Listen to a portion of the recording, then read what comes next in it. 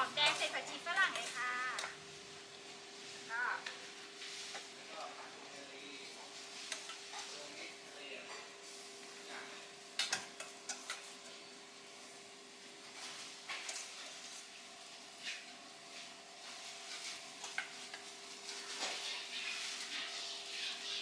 นี่ก็จะเป็นเมนูยำค่ะราคา20 บาทค่ะต่อไปนะคะเป็นเมนูนะคะต้มยำน้ำข้นทะเลนะคะส่วนประกอบของเรานะคะก็มีเลยค่ะจะเป็นกุ้งปลาหมึกนะคะ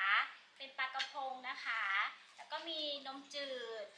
มีพริกหั่นนะคะแล้วก็มีพริกสับนะคะแล้วก็เป็นเครื่องต้มยำมีพริกเผาด้วยนะคะแล้วก็ใส่มะนาวนะคะแล้วก็น้ำปลานะคะเรามาดูขั้นตอนการทำกันเลยค่ะอันนี้จะเป็นน้ำซุปนะคะ